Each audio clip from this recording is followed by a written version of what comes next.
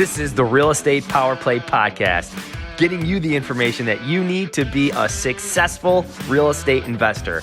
Hosted by Mark Monroe, Ronald Walker, Gabe Rodarte, and me, Marty Grizzanti. Combined, we've done thousands of real estate transactions.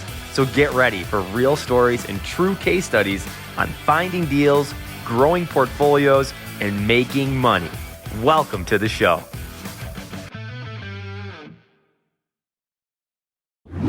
What's up, everybody? Good morning, and welcome to the Real Estate PowerPlay show.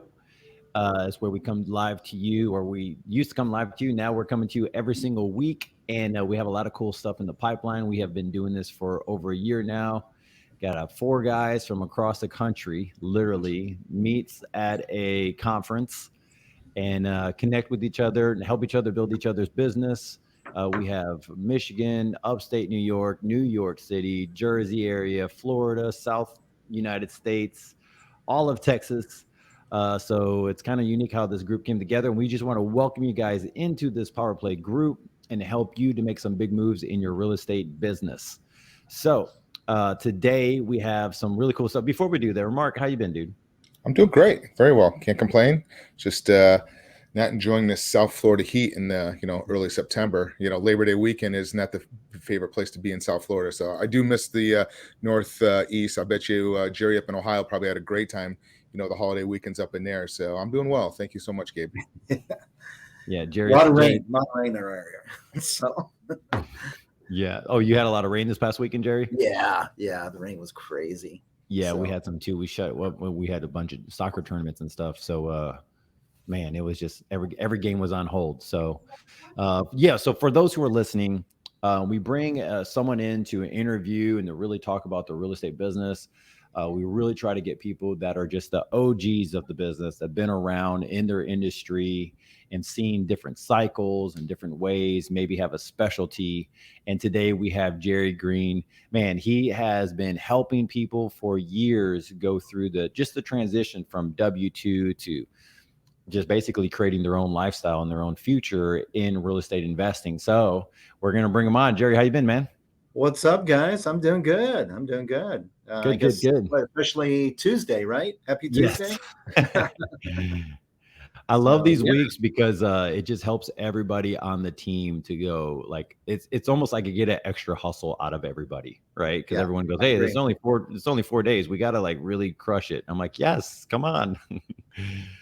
So I know some countries are actually testing a 4-day work week and seeing how the performance. They're saying that. I know several companies in Germany are actually doing that now, and it's working well. They're a lot more productive in 4 days. Yeah, it's amazing in that. Really, you think about it.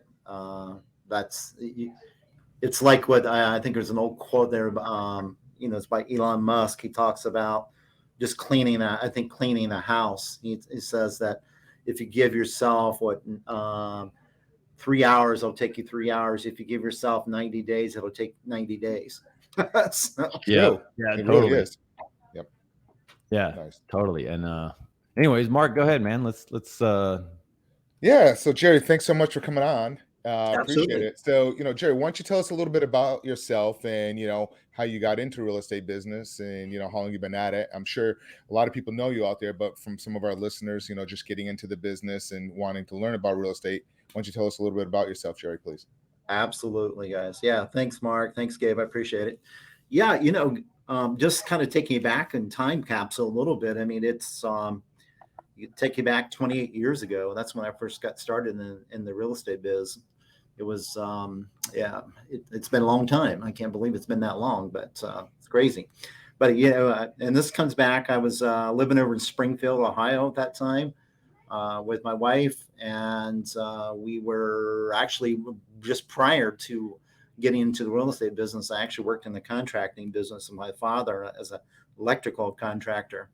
And, of course, we were chugging along in that business there, and I got really kind of forced out of that business from a general contractor that folded up his doors on us, and we had a small company and took a big hit financially, and I wasn't able to recover from that. Ended up going bankrupt, trying to figure out what the heck I was going to do. At the same time, I saw advertisement on our TV station local TV station. You got to remember, and of course, Mark, you know this too, bro, is back then we didn't have all the cool stuff coming over through cell phones and stuff like that. It was either television or radio or something in the newspaper. And I saw an advertisement, gentleman back then, Charles Gibbons, and the Gibbons organization. And I went to that seminar in Cincinnati and sat there for 3 days. And I thought, wow, this sounds pretty cool. And still wasn't sure what to do exactly, but I knew I wanted to do something with it. And I was in a position too at that time too. I got pushed into where I wasn't working, so I had no income. And I actually ended up hiring a gentleman to be a mentor for me from the event. The only problem is I didn't have any money to pay him, so I had to borrow my mom and dad's credit cards to be able to pay him. So, now, this was in your 20s or this early 30s? Yeah, yeah. This is let's see, yeah. It would have been just like in my 20s. It would have been kind of late 20s. Got it. Cool. So, yeah. So that's how I got started in it, guys, and really started focusing immediately. I really started off in wholesaling because I had to generate cash. I had something that I think maybe a lot of the listeners are familiar with called monthly bills. And I had to take care of those obligations.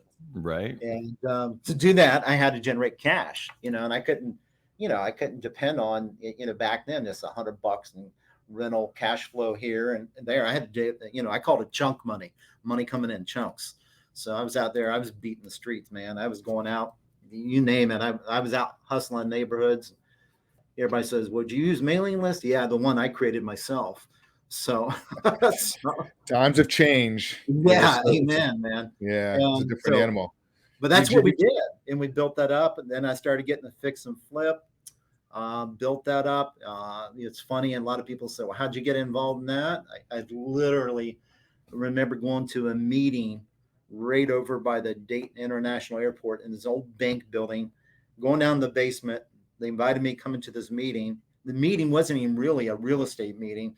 It was just like general professionals. There was doctors and stuff there. I went into the meeting and I took a little flip chart, got out in front. I said, look, here's what I'm going to do. I'm going to find homes for this value range. What I want you to do is write a check and shut up and wait for a bigger check. So I'm going to do everything else. Wow. And that's how I started with private lenders. Wow. And it just continued to develop, guys, over the years. Over those years, I went through a lot. In the early, rolling in the year 2000, we had rocked it out. My wife and I in the business. And then we found out we were having a baby and we were super excited, built a brand new home, went from bankruptcy to building this dream home of ours. And then later that year, our son was born premature. We thought everything was going to, be all right. But within about 2 hours after him being born, we found out my wife had cancer. Oh, wow. No. Yeah. Sorry to hear that. And it was unbelievable. And so, and I share this, guys, too, because I think a lot of times what people do is, and you guys know this, sometimes people put us on pedestals, like right. Everything just falls in place. But they don't realize, we're human too. We go through the same thing. And I was in this position where I was just on top of the world. And then within a few hours, everything changed. And just kind of fast forward, guys, I went through battle after battle there with her on things. And she actually ended up being a patient at Children's Hospital in Columbus because it was a childhood cancer to come as an adult. And she ended up having so many complications. She ended up being in the hospital for 4 months straight. So I ended up moving out. I basically never went back home when she had the surgery. And I ended up living in Ronald McDonald House over in Columbus. Wow. And, we finally came home like in the following year there in 2001. And she was bedridden. It was a kidney cancer. She was completely dependent on dialysis. And the cancer reoccurred, guys. And, I lost my first wife 10 months after my boy was born. Wow, man. So here I was. Yeah. And here, you think, and I share this again, because I just want people to understand what, it's like what you go through as a human as being is sometimes is amazing, and what we can pull through. And I always tell people, it's like if people say, how'd you get over it? Well, I say, you don't get over it. What you do is you heal, and you start to become, you start to come back out again and stuff. And so it took me about a couple years, guys, to be able to get functioning again and stuff. And I did end up What happened remarrying. to the business during that time? I mean, I'm thinking about some of the setbacks that I've had that I'm like, man, I'm ready to close up and curl up into a ball. Yeah, I mean, I'll tell you on that side of things, brother, what I had was, fortunately I had built up some cash flow properties at that time. Mhm. And I had some, but other than that, I pretty well ceased to do anything because my full-time job was taking care of her. Hmm. And that's where I should have been. And that's exactly Right. what I did during Totally. that time. And a lot of people because I had a newborn baby too. So my newborn Wow. baby, my actually our in-laws and stuff moved into our house that we just built to take care of the baby, because I couldn't take care of the baby and take care of her. Jeez. And I could never really leave the hospital. So it was unbelievable, guys. I mean, I share with people, sometimes I look back on it, it's like a whole different life. Right. I did meet my wife now, and we got married, and she had kids. And of course I had, a little boy, and we had one together. Next thing you know, we got the Brady Bunch going on, Right. So Great. yeah. And Yeah. I moved from Springfield, Ohio over to where I now live. It's a small community just outside of Dayton, Ohio. It's called Germantown. Cool. And I live there now. Over those years, I from that point there, I really, after the couple years there, I started rebuilding things up again. So people know I built this massive rehab business. I had, I think, at one time 4 full-time project managers working for me, doing Nice. multiple rehabs. And this was several years after everything had happened there. And then I came to the point where I realized I hated it. Yeah, I get it. Yeah. And what am I doing? And I think the real thing that came to me was that I built this big machine, but the machine was all about Jerry. Got it. And I know some of you guys have probably experienced that, but everything was not me, man. It was all my shoulder. I was doing all the acquisitions. Every time a selection of what cabinets you want to use, Jerry, what's this? And I just got to the point, and I realized something, guys. And I come to a point where it's like smack me upside the head that I have to stop this madness. Right. Because one, I wasn't enjoying myself, but also I didn't like the business, but also I didn't like my team. Yeah, that stinks. And I realized something, that I built this team up, not based upon culture, not based upon core values, but I just hired them because they had skills. And that's one of the worst things you can do. Right. And so what I did is I ended up letting about 75% of the team go. And I wanted, and I can tell you guys, the light bulb moment for me was this. I basically drew a line down a center of a piece of paper. One side I wrote real estate, the other side I wrote business. And what I realized, that my whole career to that point had been over on the real estate side, being a deal chaser.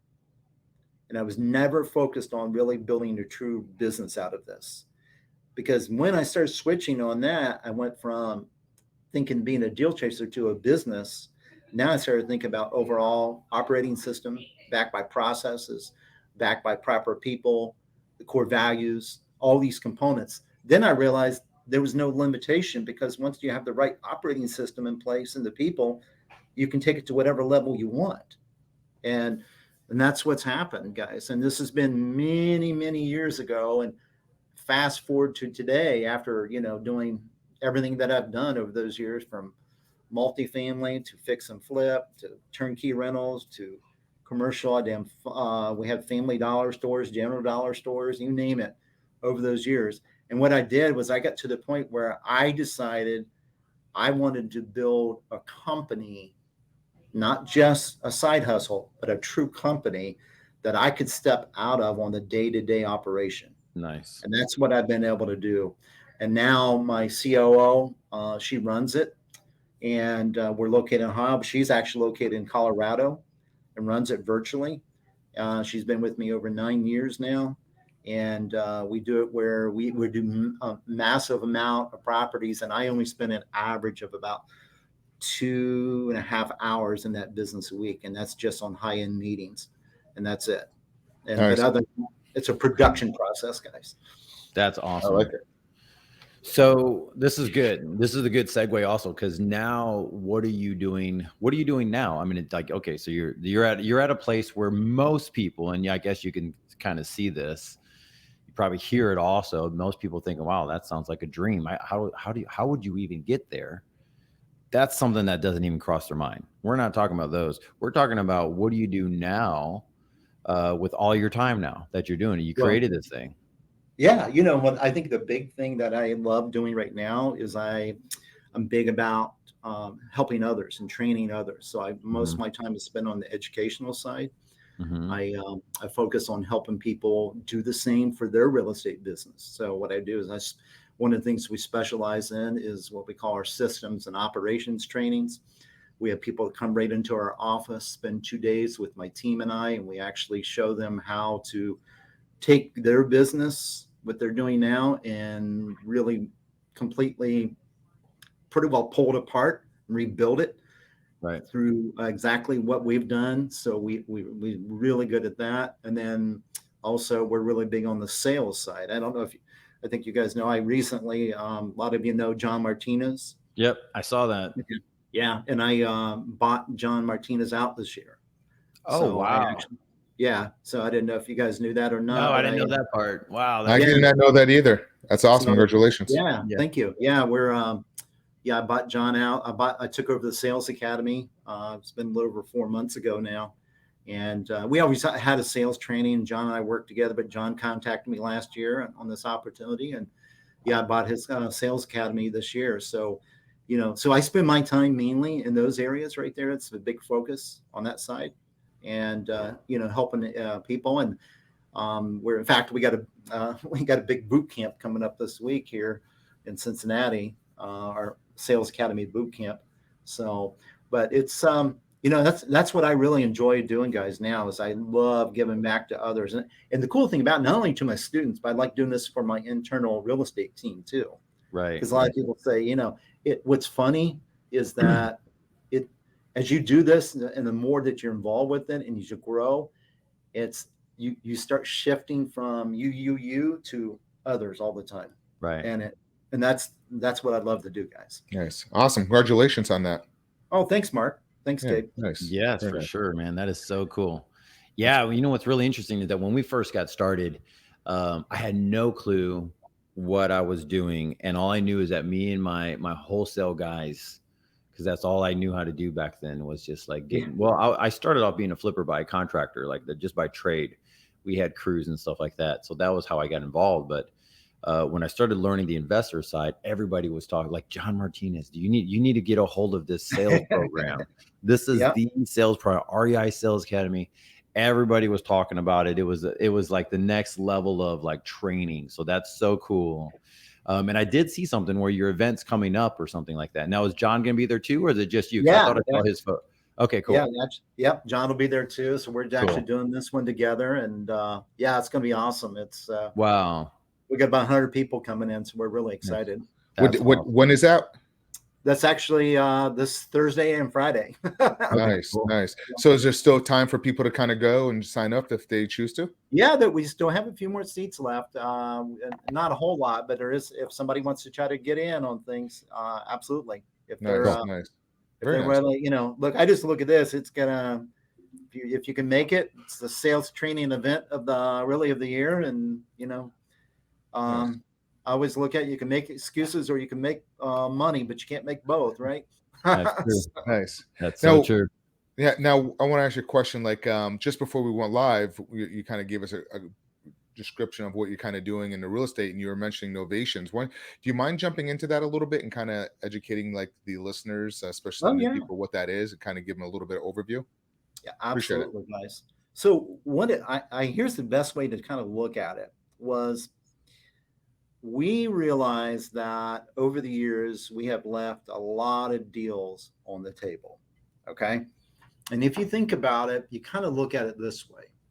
And that is, you have, and if you look at it and then you would say, all right, as a wholesale deal, obviously you got to buy down here so you can sell here. And then somebody can turn around and fix up, resell, rent it out, whatever they're going to want to do on it, or maybe live in it. Right. So that's where we're looking at here. But the problem is not all of your deals can you buy down here.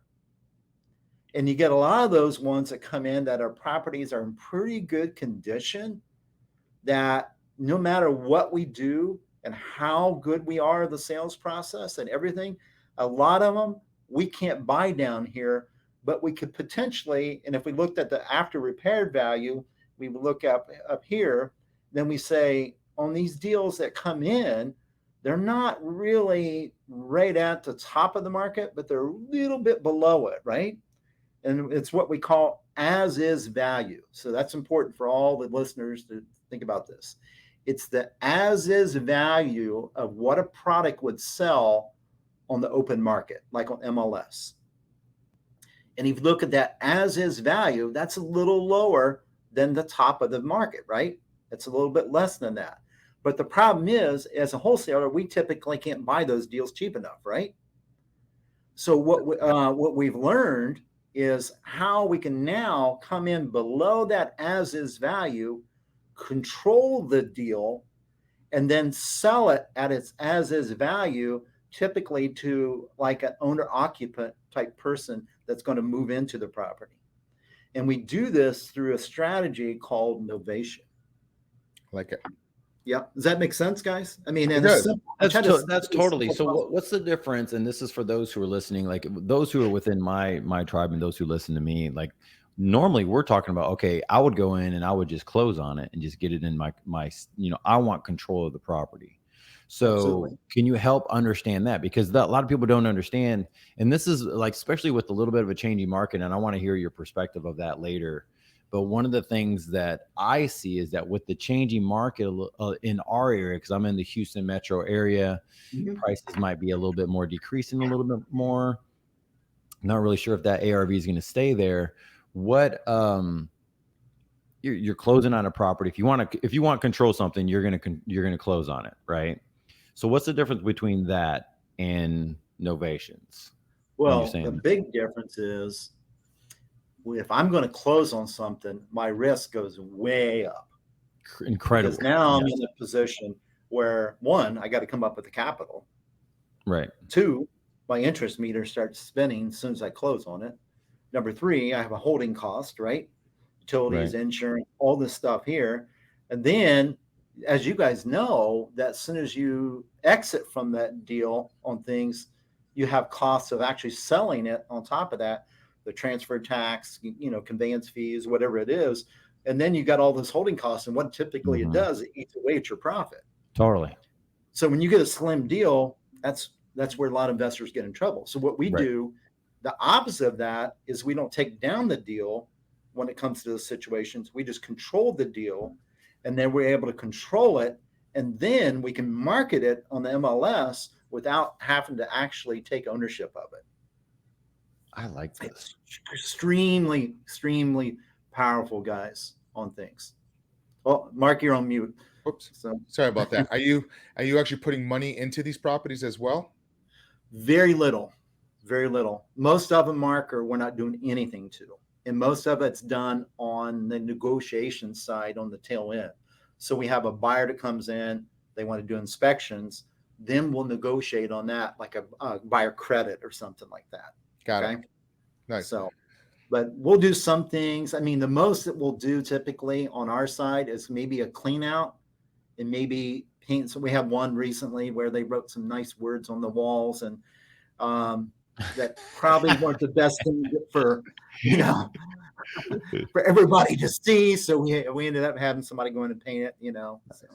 So you really changed your model of, instead of your fix and flip buyer, you're selling it to a retail buyer in a sense. It's really, you're just moving it up one level. Oh yeah. Yep. And I'll tell you guys, it's unbelievable. I mean, it's, put it this way, since we added that in, it's we probably 3x, 4x our income on that side of things. Now, how are you getting it on the MLS?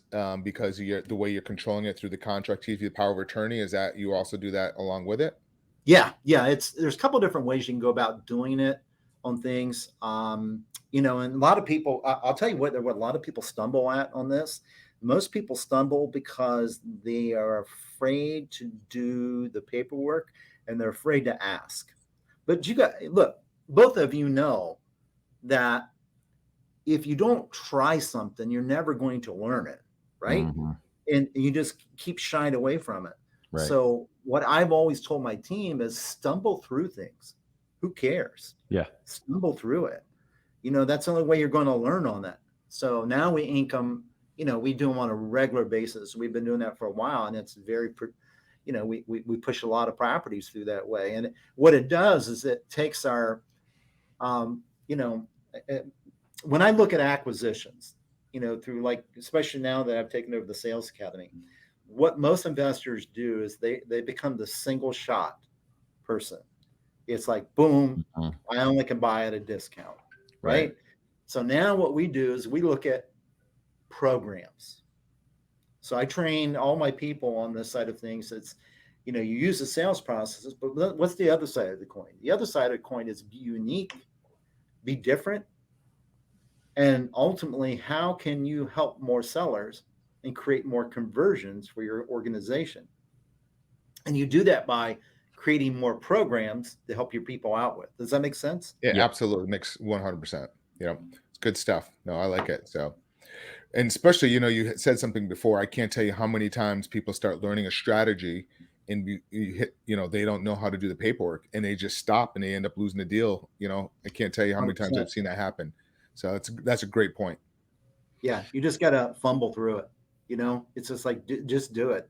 Because once you start doing that, then it, like with anything, it becomes a routine on that side. So, yeah, we talk about it with the guys here at PowerPlay is that we we're joking about it this morning in our chat group. It's just okay, what are we doing to get our reps in this week?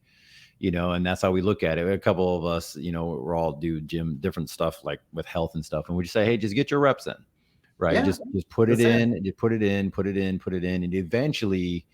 I joke around with people saying, look, man, I'm not a gym guy, but I went there so much just to walk on the treadmill and then do some other stuff. And then I started doing then I started lifting weights. And then next thing you know, I'm going, I think I'm a gym guy. I come here so much. This is what I do now. And it's kind of like when you do it, eventually your identity changes and your confidence changes. And now you're going, this is what I do. I talk with people and I negotiate and I have a good time. And I'm a friendly guy, get on the phone. I get to have conversations with people and figure out how I can help them move on. And I love the idea of having different programs because one, it does come across the table like you are more professional than the next guy. It's huge, man, on that side of things. In fact, one of the things I teach my students as well as all my teams too, is that, I tell them, I said, look, stop making offers. Everybody wants to use this, make an offer. Right. We don't even use that terminology. I like it. Okay. What we do is we basically walk a seller through and we tell them what their property qualifies for versus what their offer is. Now think about that. This is extremely powerful. And I've tested this over the years. Totally. And it works really well because what happens is you interrupt people's patterns. I love it. When you interrupt a pattern like that, people don't know how a lot of times to react. So if I would say, hey, Gabe, I want to make you an offer, typically the response you got in your head is a counter offer. Right. But what happens if I don't make you an offer? If I just let you know what your property qualifies for based upon one of our programs, and then what happens is, and I've proven this over and over again, is a lot of times we want to get a counter offer. Now, it doesn't happen every single time. But a lot of times we don't get a counter offer because I never made them an offer. That's so good. That's so good. I love that. And one of the things that we do at PowerPlay is like you're saying right in line with stuff that we talk about, because we talk about having so many tools in the tool belt to where we can help anybody in any situation. Oh right? yeah, And so, absolutely. from sub twos to seller financing to all types of stuff that we really work on. And Mark does a lot of lease option stuff that he's like a pro at, right? And so there's this different areas, but we don't really look at it in a place, or traditionally you're not getting into this business going, I have all the knowledge to just make all these different type of these options for a seller. Normally you're just going, all I know is rich dad, poor dad. I got to acquire property. I don't know how to do that. Someone please show me how to acquire property. Right. And so you're really turning it upside down and really reverse engineering it. I really appreciate that. That's so cool. I like the fact that you're like at this place where you're really showing other people to take it to that level and help them. So what are one of the things that you're helping the community in, or what, maybe a drive that you're going, man, I really want to help this next generation of investors coming up? I mean, what is one of the things there? Well, I think a big thing that I'll go back to, I guess, a couple different things. One, Gabe, is a question I get asked a lot is, what would you have done differently when you first started? Right. You're going back and here's why I always tell people this. Number one, I tell them is day one, I would have started treating it as a business. Day one. Okay. Because most people in our space, as you guys know, do not do that. Okay. And I don't know what, especially with real estate, even more, because they become so personally involved in real estate. But my thinking is this, that I treat it like if I was in the business of cell phones. And that's what I tell my students. I said, look, if I'm in the business of cell phones, guess what? I'm going to develop a system, and I'm going to learn how to turn that system up as quick as I can and start removing myself on things. Because what's interesting, guys, now, and this is something that most people never even thought would happen in this space, but it's starting to happen now, where actually real estate businesses like ours are becoming sellable companies now. Right. Yep. Right. Because cash flow. Because of what? And it's interesting on that. So now and it doesn't have to, a lot of people think it's on just the rental side. No, it's a business that becomes the sellable product. Right. Okay. So I challenge everybody to start rethinking this. And that's what I've done, is I built up a company that I can step out of that produces, cash flow. And it's no different than any other company.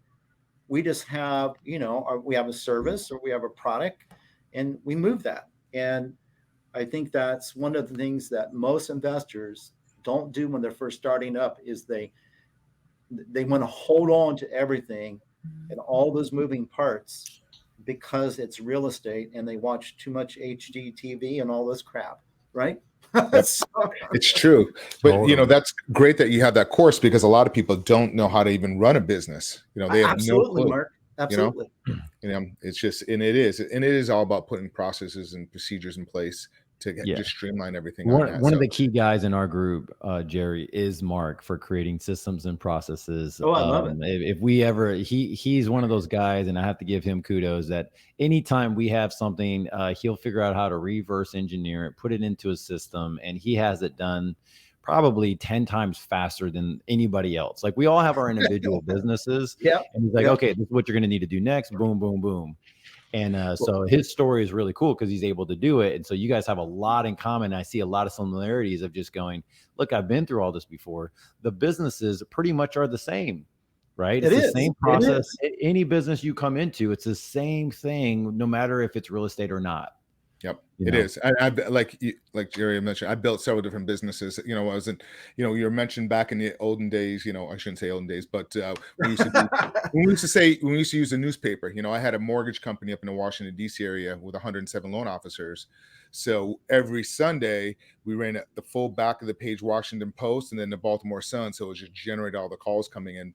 Back in the, to mid to late 90s. So it's kind of, and it is, you just put systems in place and it's just so much easier. And then you plug, you just learn it and you do a lot of cross training, plug and play. If somebody's not working, you just go ahead and put somebody else in there and it just creates the whole system. So let me ask you a quick, looking back, what do you think and you probably kind of said this a little bit earlier in your story, like, what was your best power play move that really changed your life? What do you think that was? Wow. I think, looking back at yourself, what was the biggest thing, that really changed your life, that really changed it turned the light bulb on? I think one of the biggest things that for me was, to realize, and this is something we all deal with, that I had to come to this point where I realized that Jerry wasn't the solution to everything. That was a big pivotal moment in my whole life, because, and I know, Mark, you've probably experienced this, dude, but I was like, I thought I was the king of everything, king of rehab, king of this, king of, and nobody could do it better than me, right? And that was the biggest limiting belief for me for many years. So really, I look at it that I think a lot of you are listening here today is that you're going to find out that majority time, it's not all about you. Yeah. And stop. And you're going to realize that, remember, where is the bottleneck on all bottles? At the top. At the top. and a lot of times the people are actually, they get in their own way and they don't even realize it.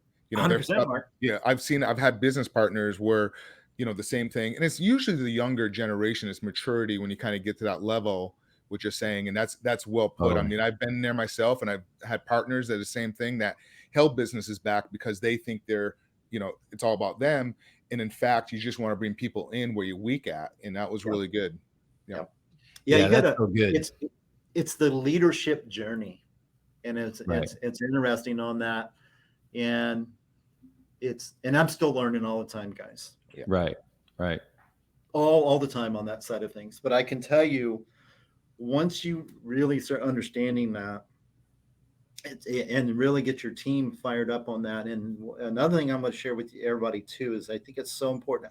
I don't care how small you are, if it's just you and maybe a virtual assistant or something like that. One of the most important things you have to do is you have to start sharing that vision with your team out of the gate.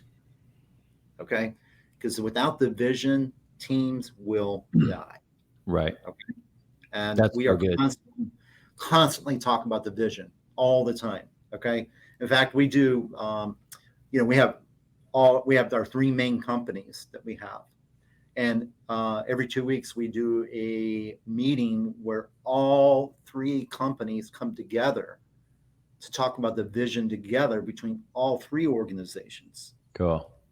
Okay. And it's a powerful thing, because then everybody understands where each company is going and how it affects the other company.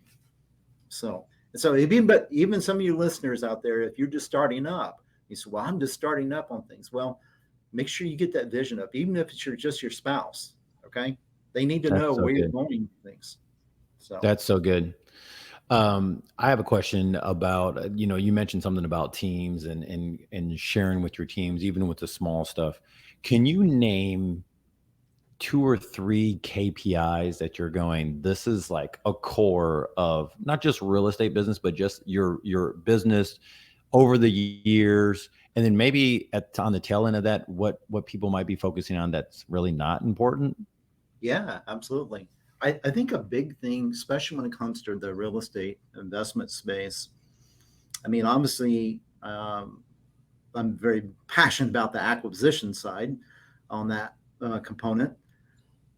But what I look at on that is ultimately nothing happens without acquisitions in our businesses, right? Mm-hmm. Nothing happens. So that's the front end of our, we got the marketing, but after that, you got to be able to bring the deals into the pipeline. So, and that doesn't matter what exit strategy you're doing, okay? Sure. Or, if you're holding them or whatever. But I think one of the big things I look at when it comes to KPIs is, this is something I actually just kind of share with you guys a little more on this too, is I had a mentor I worked with that took a company to over $300 million a year in revenue. Now, this was in another business. It wasn't in real estate, but it's another business. But I'll never forget one of the things he talked to me about, and we've applied it in our business for years, is what we call the success formulas. Cool. Okay.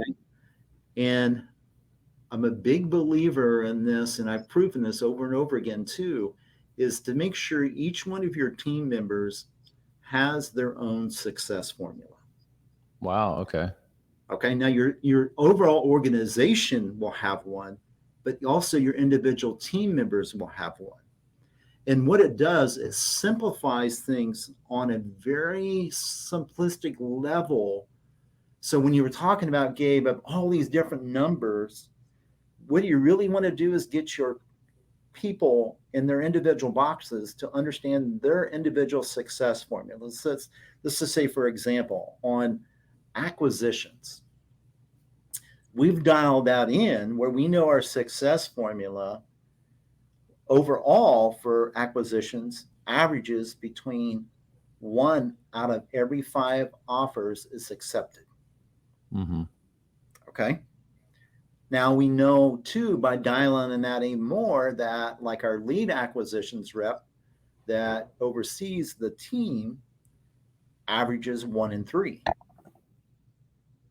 Okay. So those become their success formulas. Now here's the cool thing about it.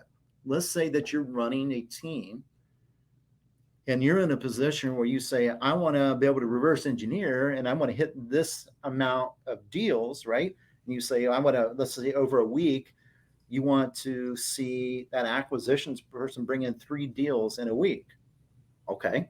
Well, if there are 3 deals a week and their averages out of every 5, they get 1 accepted that's inked, then how many offers do they need to make in a week?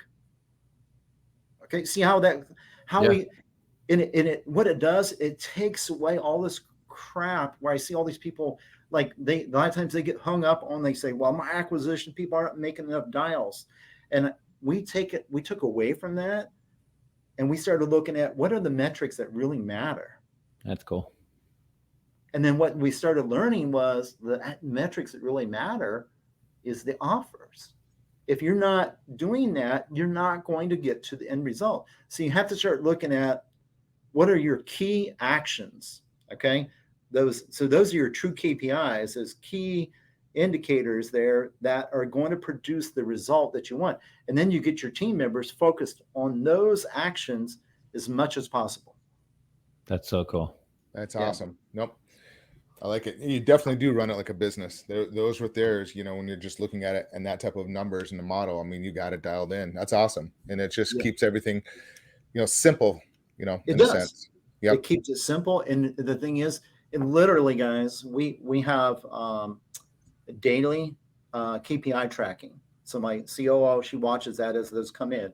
Every morning, they do a morning pulse meeting with the team. Everybody reports on their numbers, all their numbers are in. And then those numbers, if literally, guys, we can see within about 48 hours if somebody's off. Nice. Wow. That's how fast. Dang. And, That's and so you think about that, most companies, what they're doing is they're not being proactive, they're being reactive. Because the reactive side is just looking at the P&L saying, oh, shit, Yeah, it's true. Totally. Yeah, it's true. Totally. And go ahead, Gabe. You want to say something? No, I'm just going to, it does happen. And this is one of the conversations I have with people probably the most of going, I'm realizing this thing isn't working out for me. And I'm like, okay, well, how long do you think it hasn't been working out for you? Yeah. It's like, well, I haven't really been tracking it since last quarter. And you're like, wow, so this much time's going by. You're looking at about another 3 months of burn just because it takes that much time to freaking start getting it back in order. It's going to take you some time to get it up and going. So I think people try to they fool themselves. You guys know this. It's like they do all this stuff that doesn't mean anything. And then when it comes down to it, well, how many offers did you make? I didn't make any this week. So what's your problem? Right. Yeah.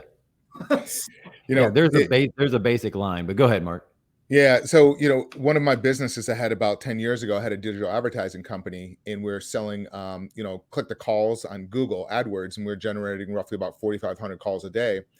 And, a lot of our clients, at one point, oh, your leads or your calls are sucking. So we got it down to a point where we knew our clients because we were tracking the times. We knew the call times, and when we saw the call times drop off, we can narrow it down, and it actually pinpointed to one of the sales reps. So we were actually being proactive, reaching out to the company. Hey, you know what? You have a problem right here. So addressing their KPIs before it even came to us. So we were kind of being proactive on that, if that makes sense. Yeah, it's huge. Yeah. I So mean, when you really start measuring that side of things, guys, and I even tell new students this, I say, look, do this even if you're just starting up, because what it'll do is it'll call you out on your BS. So when you go, if they're working with one of us as coaching or something like that, and they come to us and say, well, this is just not working. Well, let's go back to your numbers. You spent 2 weeks setting up your website and all this crap here, and you didn't do any activity at all to try to put a deal together. Right. So, yep. It's true. So, all right, we just got a couple more questions here. And then, let me ask you, what are you working on right now that's really energizing you? It sounds like to me it's just training new people. Is that really what's really kind of motivating you? Yeah, I think Mark that. I'm looking at doing that. We're growing both of those companies more. We're going to be adding a lot more to the sales academy.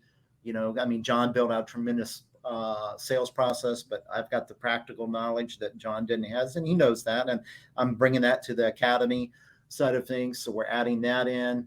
We're also in a position where something fun to them, working with a couple of my sons right now. They're getting a little older, now. And one of them's just a senior high school, other one's out. And so one of the things we're working on right now is we're going to be doing something kind of different. We're going to be doing tiny house development. Nice. Oh, nice. Yeah. Talk a little bit about that. How's that going, if you don't mind? Well, we've been studying them a lot. We've been to a couple locations. We visited these locations, and a lot of times they call them villages. And it's, and it's a lot different than just like a mobile home park, because it's funny is you actually, the clientele is typically a higher level clientele. Okay. But overall the same thing, except a lot of times that they're buying their home, they might buy their home from somewhere and bring it in, or some of these places are actually building the home. So my sons are very good on the construction side. So we're looking at actually building these and then creating a village for these to be in. And then what'll happen is we'll have rental, lots, obviously, that they'll be able to rent out, but also we're looking at creating Airbnbs within that community too.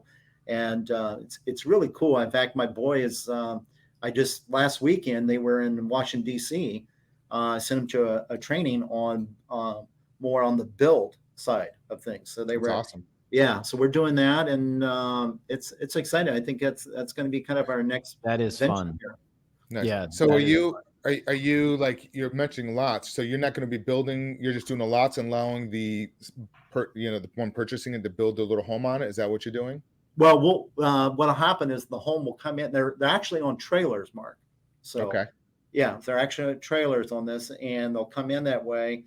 And they'll, they can move them anytime they want. But right. Yeah, so our goal is to build out the infrastructure for the lots, and then people will bring their home in. Either we can build it for them, or we'll turn around and they can bring their own in. Nice. So, and then how are you going through the zoning process jurisdiction? Are you getting it rezoned for smaller lots? Is that how you're doing that? Yeah, that's the big challenge right now.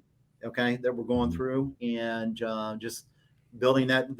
I think the biggest thing that we are finding is that there is no rules on this because nobody knows what to do with them. Right. So you understand that? It's right. Yeah. We're kind of we're bringing this in. They're like, well, we've never had this before. Yeah. But we're seeing, but we've studied this, and we found like there's places in even Atlanta and places like this where there's actually some tiny home communities that have done really well, and people, there's a lot of benefits to this too, because, not everybody can afford the high-end site-built homes. And, what was really interesting too on this, guys, was some of the communities we visited. We started finding out that, one of the communities was here in Ohio we went to, and a lot of the people that were living in there were, some professionals, engineers and stuff like that. And they moved and sold their places like from in California to come live here, simplify their living, and have a $50 a month electric bill. Yeah. I get it. That's where everybody wants to go to that affordable housing downsize, if you will. I mean, we all, like, I went through it years ago from the single family home to a nice condo on the water, the same thing. But Yeah. the tiny homes is really, especially with the housing needs in affordable housing, it's a great model. I like it a lot. Yeah, we're really excited about it. I think, and the homes are really amazing. They really are. I mean, it's I'm blown away how nice they are. What's the square footage in one of those?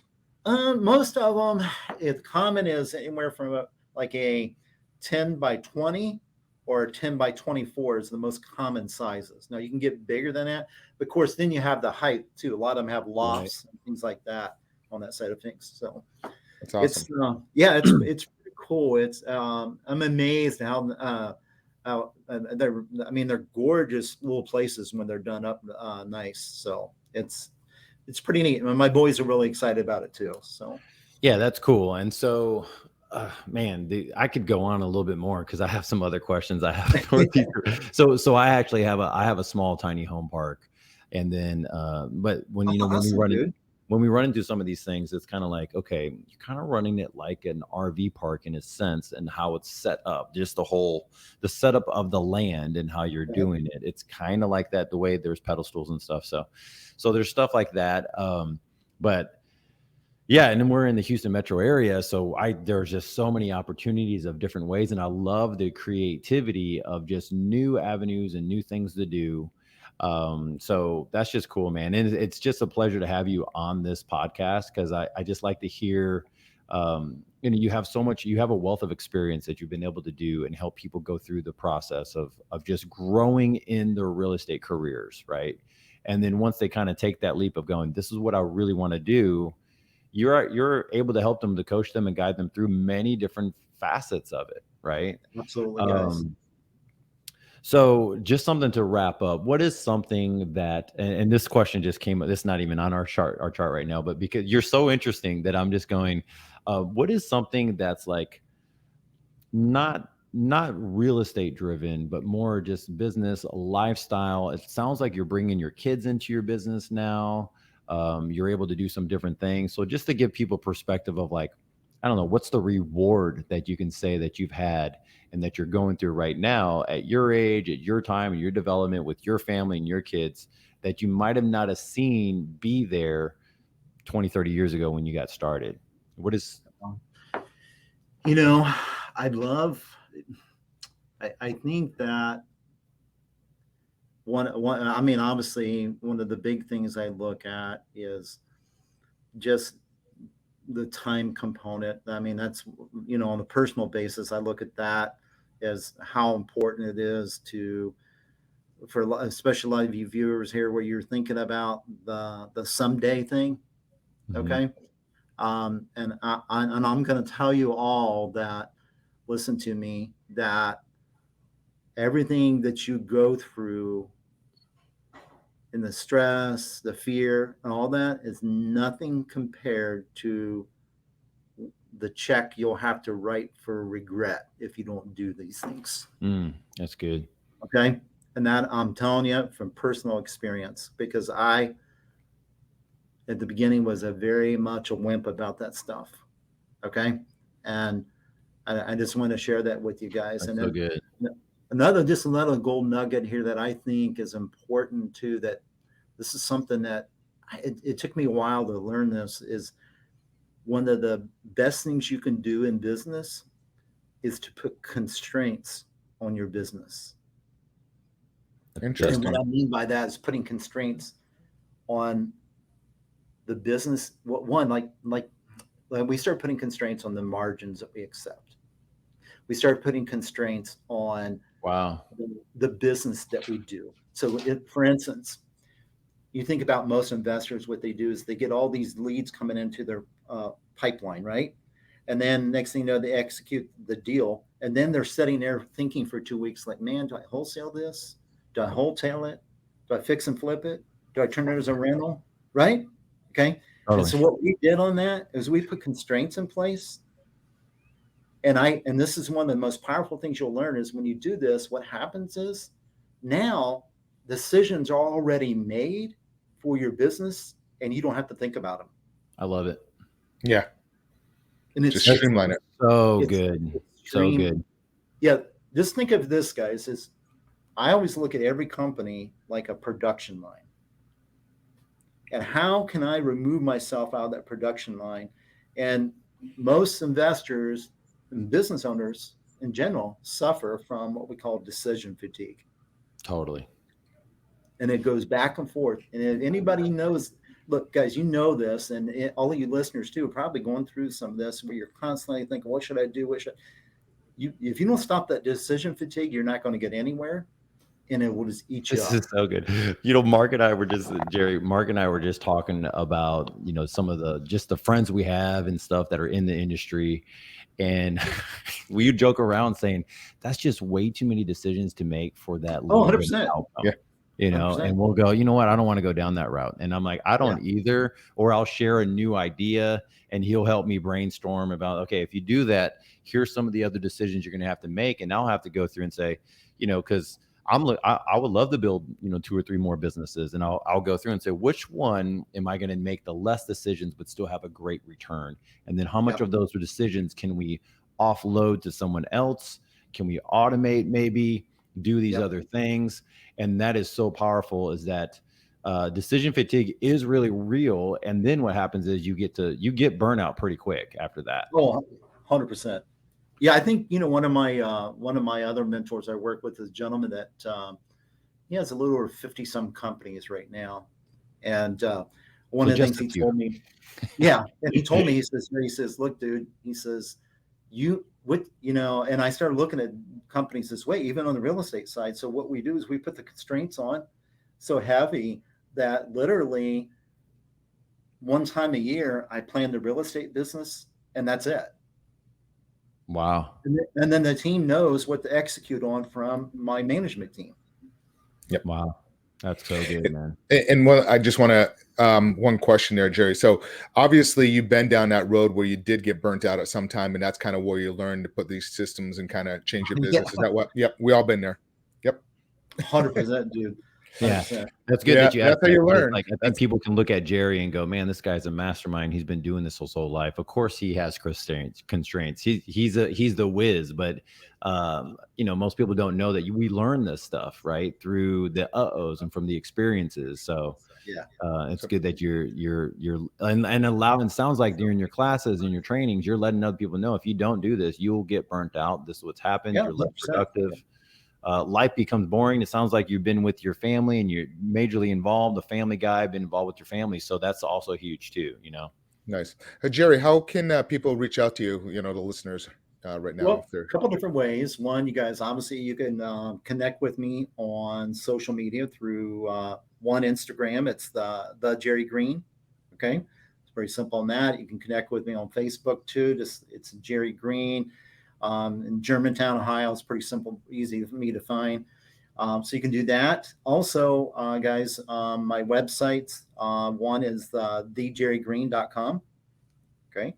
And also the REI Sales Academy, REISalesAcademy.com. So a couple different ways to reach out to me, guys. Awesome. All right. Thanks, Jerry. Yeah, absolutely. Yeah. So, Jerry, we really do appreciate you. This is awesome, guys. If you like this podcast, if you like what you're hearing and you want to hear more, if you have other questions, or if you just have questions for Jerry and you want to follow it through us somehow, let us know. Like this, share it with your friends, ask us questions, and maybe some other people, or maybe other topics that you want us to go into more detail. We'd be happy to get there for you. So thanks a lot, guys. Appreciate it. Go vertical, and we'll see you later. See you. Take care, guys. Thank you. This has been another episode of Real Estate Power Play, guiding real estate entrepreneurs to a brighter future. If you liked what you heard, consider subscribing wherever you listen to your podcast, or follow us on YouTube at Real Estate Power Play.